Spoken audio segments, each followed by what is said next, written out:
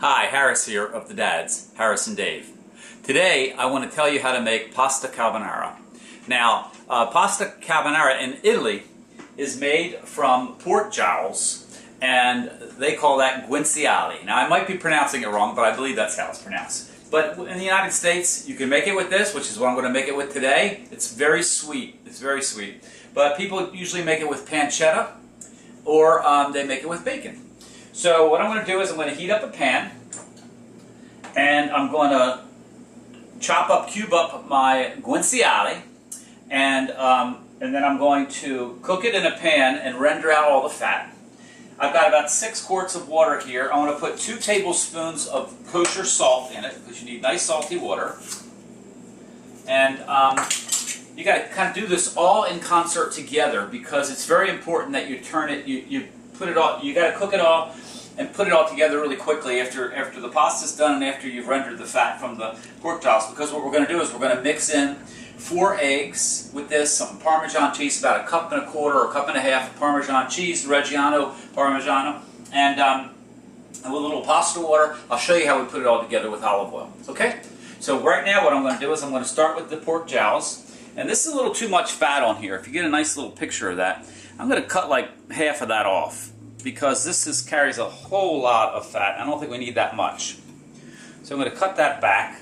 And plus that gets this fat cap off as well.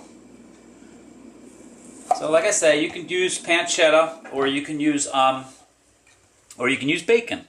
And I'm making this today because my friend Chris, who lives in Key West, absolutely loves pasta carbonara.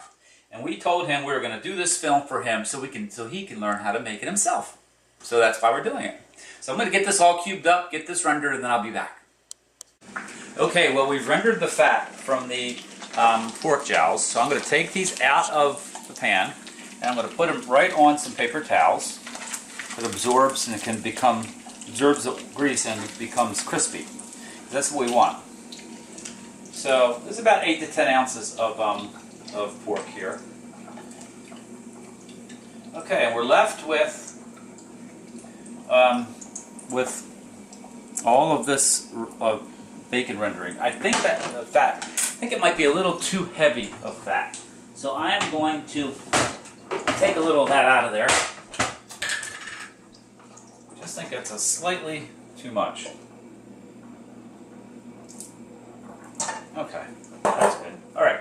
So now what I'm going to do is I'm going to chop some garlic and throw that in the oil.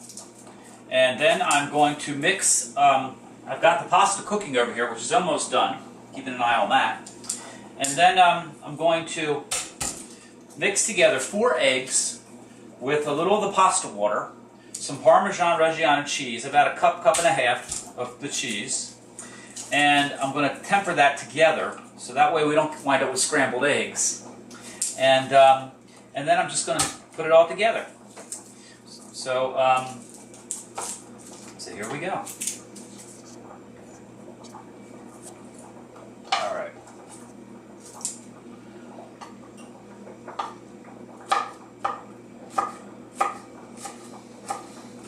Can't go wrong with some garlic when you're cooking Italian style. We're going to have my mother over here on Mother's Day, which is coming up. And she loves pasta carbonara, so I'm going to make her a little batch of it. But this one's for you, Chris. I want you to tell me how it turns out. Take a picture of it, shoot me an email, or jump on the blog, harrisandave.com, and show us. All right, so the garlic is chopped. So I'm just going to drop this in the hot oil. Actually, it's hot grease. And we're going to that takes just a minute to really cook. Let's see how the pasta water is doing. Okay, we're back. The pasta's done. We've got the garlic just cooked for just a few minutes. Just to, as soon as you smell the garlic, you know it's done. I'm just putting the 4 eggs in this bowl. And I'm going to need a fork. Let me grab that. Sorry about that. And we're going to mix the eggs up. And we're going to add to it our Parmesan cheese. Now here's a quick tip for you. When you finish with your rind of your Parmesan cheese, Parmesan Reggiano, put it in the freezer. This is great in soup. You can drop it in your chicken soup, all kinds of soups. It really adds a whole lot of flavor to it. All right, so throwing in most of the cheese, I want to retain some to put on top. I'm going to mix that together like this. And this is the pasta water here I took out of the... before this pasta cooks any longer, let me get this out of here.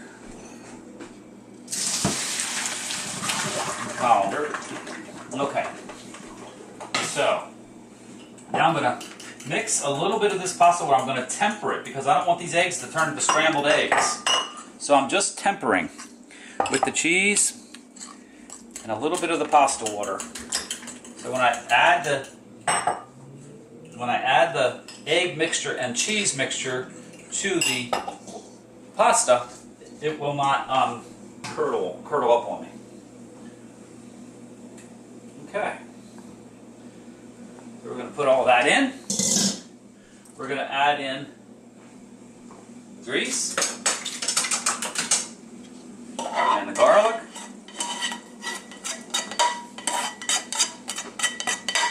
Okay.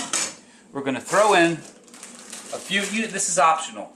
We're just going to throw in a few frozen peas. And then, of course, we're going to throw in the egg and cheese mixture.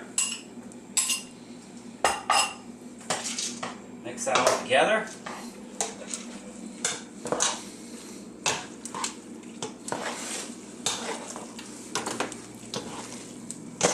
The heat of the pasta will absolutely cook these eggs, no problem. And we're going to put the jowls back in, and we're going to add some black pepper, and voila, it is done. Whoop, making a mess. I'm good at doing that. Now you can put as much pepper as you like. We tend to go heavy on pepper because we just like the flavor of pepper, but that's your choice. You don't need to add any salt because the jowls are already salty. And you're cooking your pasta in 2 tablespoons of kosher salt. So you really don't need to add any salt to this dish. Great, okay, well it has all come together. Our pasta carbonara. And now I'm going to plate this out here on this large serving platter. And my son-in-law Sean is here doing some electrical work, and we're going to have a nice lunch here.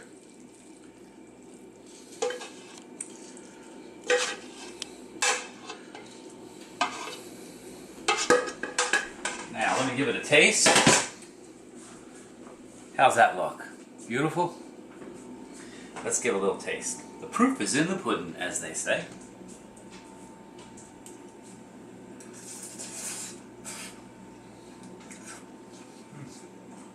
Delicious. You gotta try it. Let me know how it turns out for you, Chris. Thanks.